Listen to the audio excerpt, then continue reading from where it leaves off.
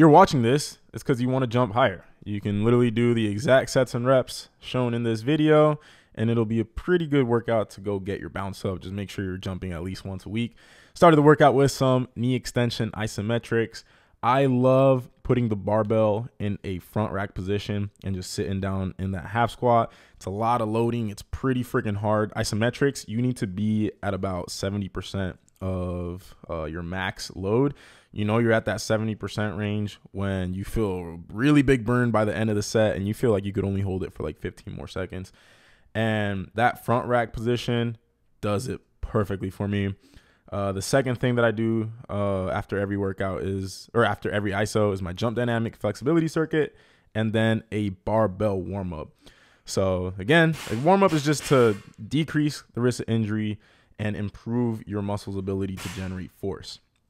Then I begin every single lift with my most explosive movement of the day. If I'm jumping or sprinting, it's going to be that, because those are, you know, the most explosive things you can do. That's the lowest ground contact time activities that you can do.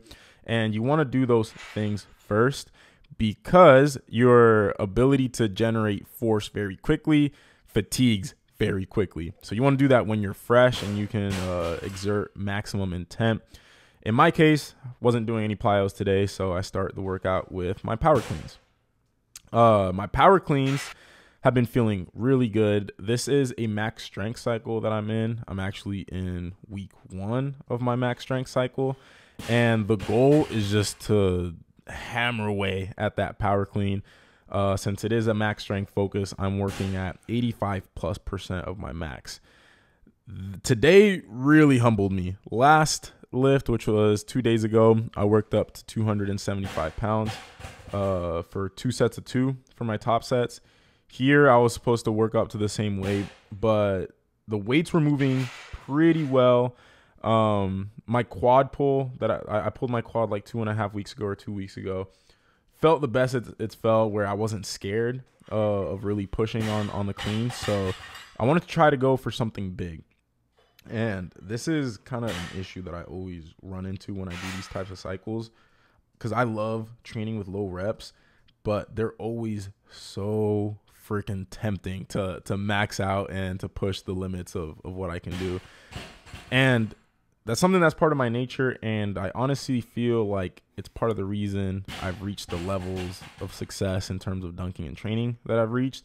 But it has also bit me in the ass very many times.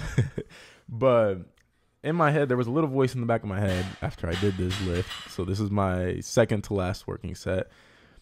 I was like, I should just stay here, right? This is 85% of the max. That's what the number says. Let me put 295 pounds on the bar and see what happens. And I'll let you guys, mind you, I'm feeling confident. I'm like, I'm about to double this.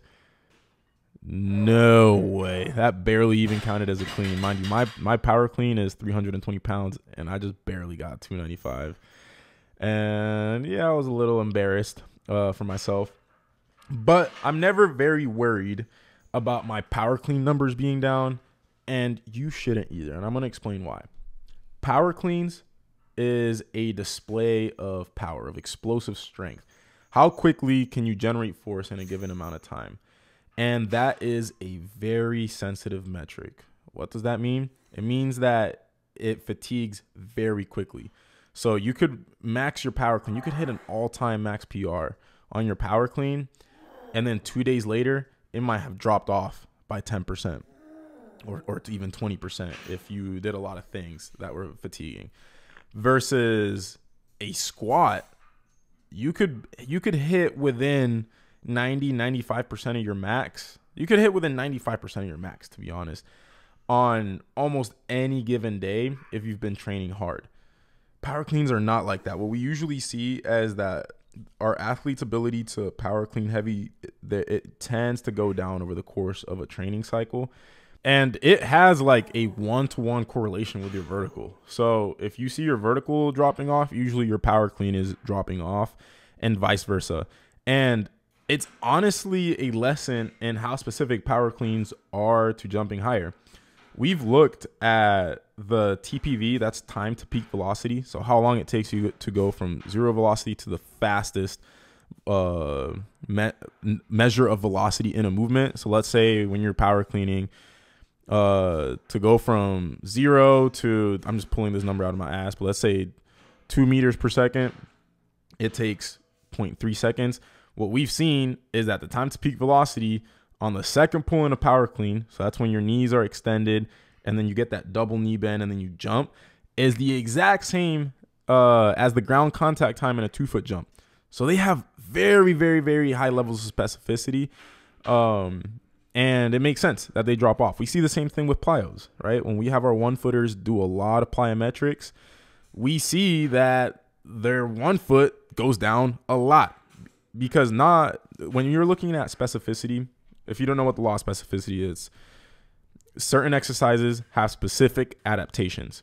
And if you want to jump higher, you need to choose the exercises that cause the specific adaptations that cause you to jump higher.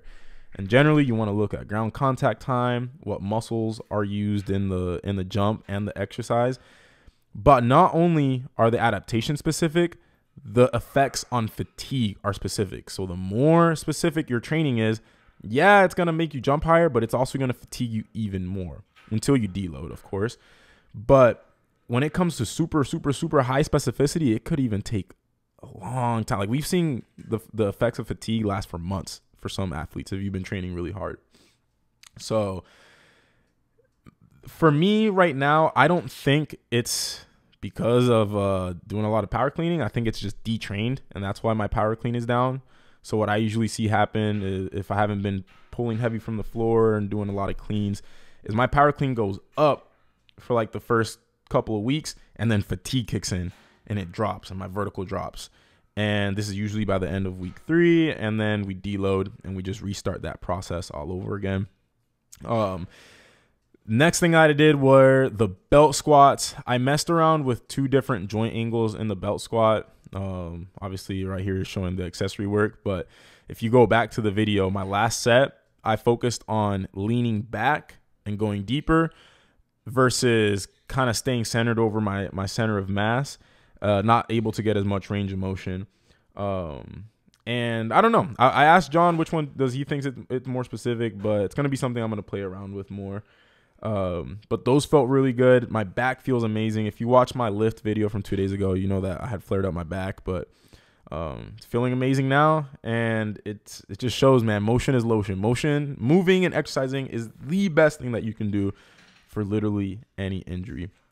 As we near the end of the video, guys, I just want to remind you that there are only a couple of days left for our 50% discount at THP. So if you want to sign up for my coaching, go to THPstrength.com. You can also just click the link in my description and get 50% off of your first month. Also, if you upgrade to the 6 or 12 months, the 12 months is $800 for a year, which comes out to $67 a month. After the second, a month of THP is going to cost $127. So if you get the 12-month option right now, you're literally getting THP for like a 50% discount for an entire year. Aside from that, guys, that is it for the workout. Catch you guys in the next video. Peace out.